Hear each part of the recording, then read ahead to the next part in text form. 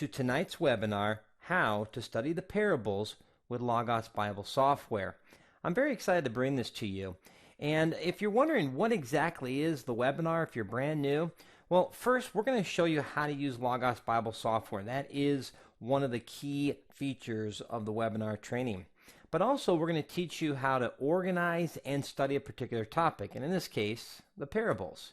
We're going to show you how to discover great books related to the topic at hand.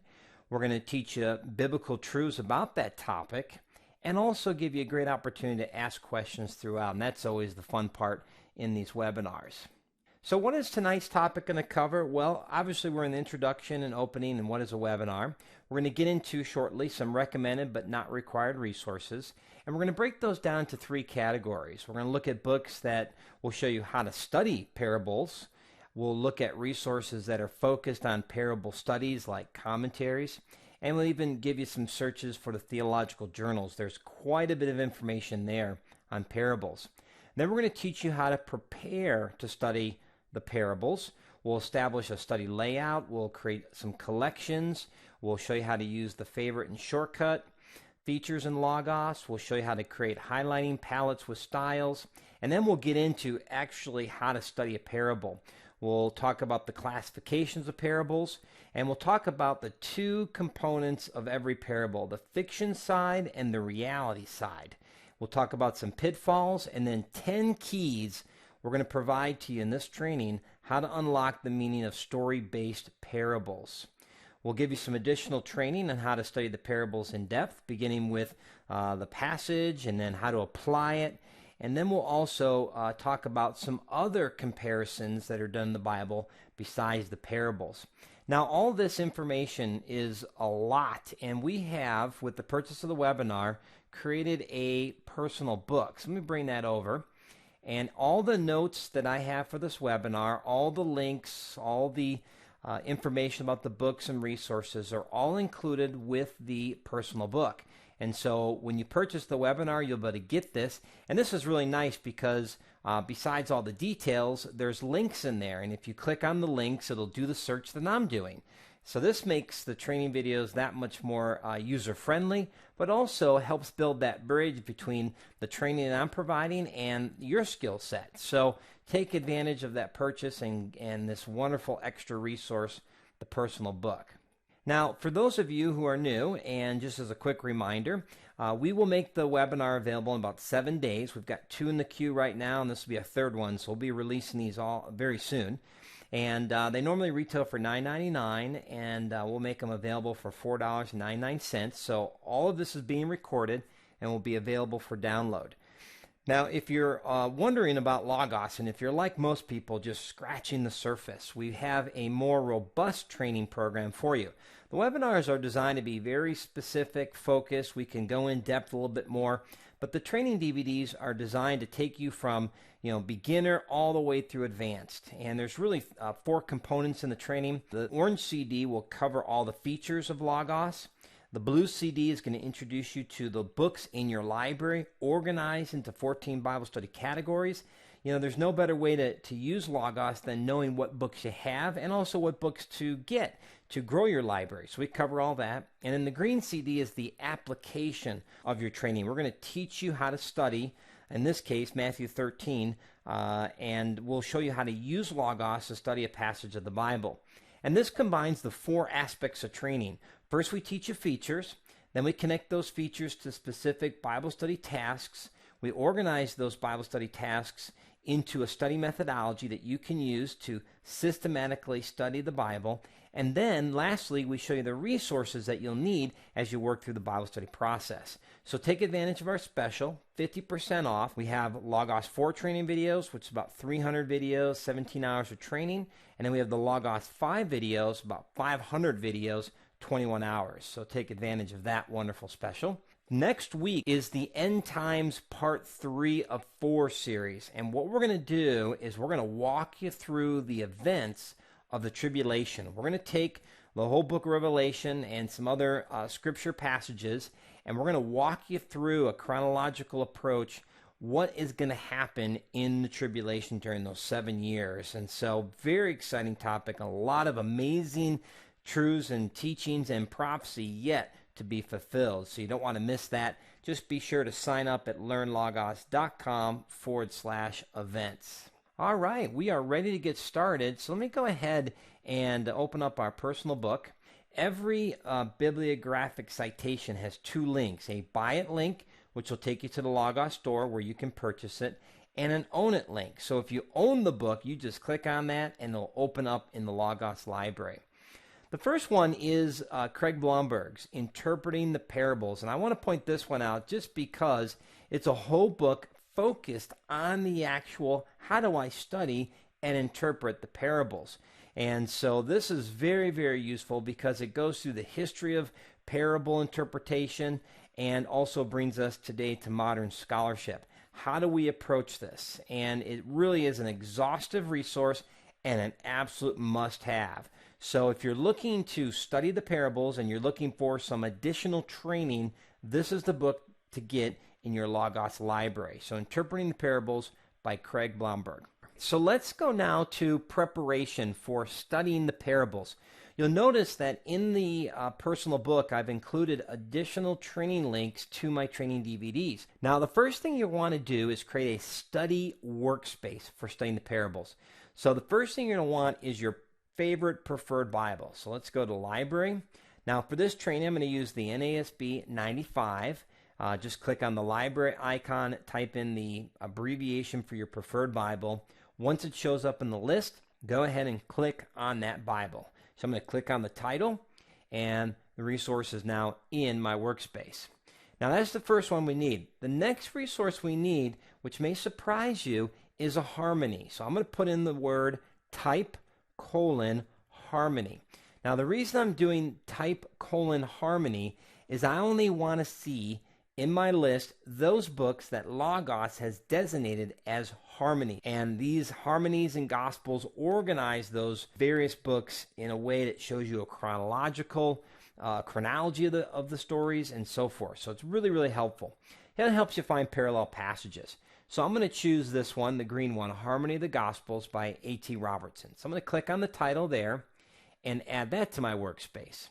Now the next thing we need to do is link up the harmony with our Bible. To do that, we need to click on the book icon. So I'm going to go ahead and click on the green book icon, locate in the menu near the top, link set A. And there we go. All right, notice a little A has appeared in the window. Now we want to repeat that process with your preferred Bible. So let's go to the preferred Bible, locate link set A, and we click there. We have our Bible linked to our harmony. Now you may be asking, John, why are we doing this? Well, we can see if other passages in the Bible tell us about this parable. So if we go to, I think it's, let's go to Matthew 18. Let's go down to the sheep, okay? So we have Matthew 18:12, parable of the sheep, and we see here that we've got Matthew 18:6-14 listed here. But then he also linked us to Mark 9:38-50 and Luke 49:50. So there may be some other passages we can use to look at. And you can see the different lengths, the different content. So this will help you to make sure you're consulting all the passages regarding your parable so that you are truly looking at all the information. So that's one reason why we link up the Bible to the harmony of the Gospels. Now we need to add some more items to our list. So I'm going to go ahead and get these added. I've already created them ahead of time. So let me go to Documents, and I recommend that you click on Notes. Now I'm going to type in my find box, Parable. You can see that I created a note file, a clippings file, and a passage list. Let's go ahead and open up those. So I'm going to go ahead to Notes. Now for the name, I recommend you type in Parables in the Bible, and in parentheses put Notes. That way, visibly, it's real easy to identify that, hey, this is my parable notes, and I can add the information easily there. All right, so now we've got our parable notes, so go to Documents, and this time I want you to click on Clippings.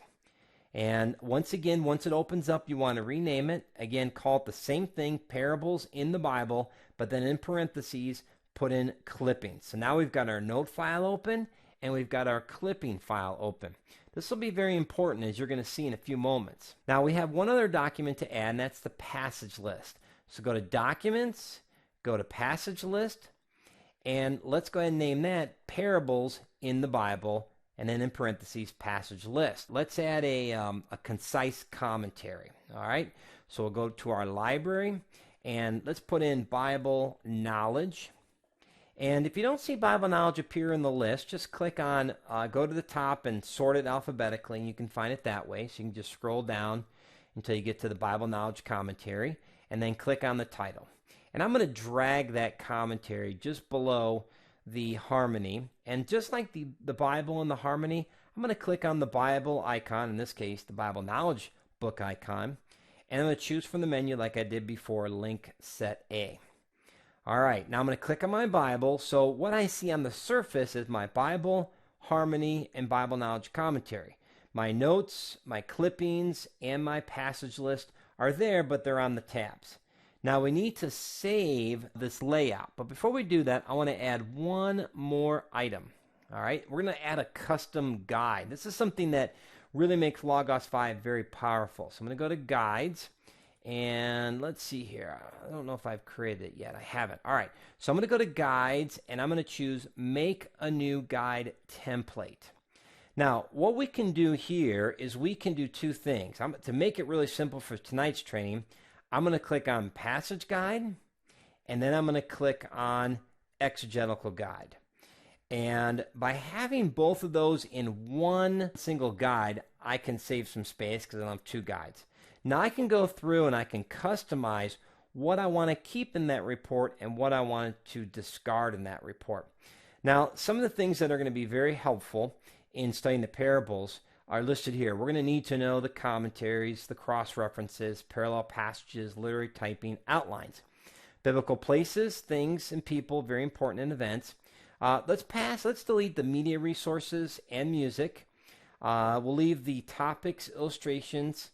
Let's get rid of, we'll leave interesting words in there. Compare versions, sure, that couldn't hurt. Let's get rid of Grace Way Media, Sermon Audio, but we'll leave in Sermon Logos, Sermon Central.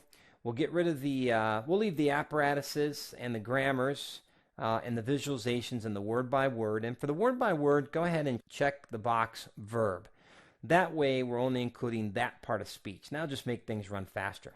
All right, let's go ahead and click on the pencil icon, and let's call it the Parable Custom Guide. You can just go ahead and close the custom guide, then go back up to the Guides menu, locate the Parable Guide, and if we just scroll through, we should see it towards the bottom. There it is.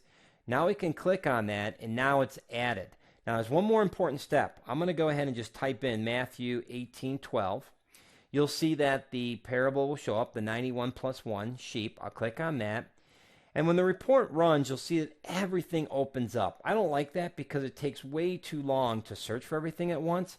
So I like to go through each section and click on the section title so that everything is minimized. Now, if it's gray like biblical places, that means no information was found regarding our passage. Clicking every section and minimizing or collapsing allows the report to open up instantly, and then you can choose which specific section you want to review. Once you're done with that, I recommend closing it so that the report runs super fast. Let's click on our New American Standard Bible. So the three resources that we're looking at are right here. Nathan has a question. He says, can you link the custom guide with Set A?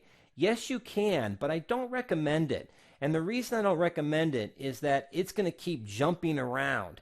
And if you've got any section of the custom guide opening, the custom guide is going to keep running and running and running. And so not only will it keep changing and slow your computer down, but you may inadvertently lose the information you had up. And so you got to go back to the passage and rerun it. But yes, you can click to it. It will link to the various ones since it is verse-based. Great question. So we've got our layout, we've got our Bible, Harmony, Bible Knowledge with our other resources in the tab. Let's go up to the layouts at the top right, click on Layouts, and the first item at the right labeled Saved as Name Layout, go ahead and click that, and let's call this Parables. Okay, we could call it the Parable Layout to be even more descriptive. Once you're done with the title, go ahead and click the white arrow in the blue circle. Now, once you've done that, the parable has been saved, and if you scroll through your list, eventually you'll come to the parable's layout with the next check mark next to it to let you know which one is there. Then what you can do is drag that up here to the top. That'd be one way to do it. And now your parable layout is on your shortcut toolbar, making it easier for you to access this layout. You can change the look of the icon by simply right-clicking on the icon and then choosing one of the icons that are listed there. So we right-click on the icon in the shortcut toolbar, and we could choose the red flag. So there we go, and so now our layout is saved. Now, one other thing to show you to help you understand why we went through all this effort, not just to get a convenient way of studying the parable, but watch this. I'm going to select, let's say, some text. Jesus continued the previous discussion. And I'm going to right-click on that. Now, here's why we added the notes and the clippings. You will notice that a menu has appeared, and at the bottom right, it says Add a Note to Parables in the Bible, Add a Clipping. What this means, or what this allows, is a great time-saving technique, but also a great way for you to study. Instead of having to hunt down and find where your notes and clippings are, they're right here with a click away. So this is going to be extremely useful for you. And again, save you a lot of time because you have quick access to your notes and clippings. So as you're studying, you'll be able to save these links right away. So that's why we do that. Very, very helpful. Okay, so that takes care of the layout and getting things set up. Just to be aware of those additional training, if you go to Orange DVD videos 88, 89, we show you how to deal with the notes, the clippings, and so forth. And then also we have here video number 16, 30, 31, 32, and 71 for creating collections. Now that's the next thing we want to do here. So let's create a collection of parable resources for research.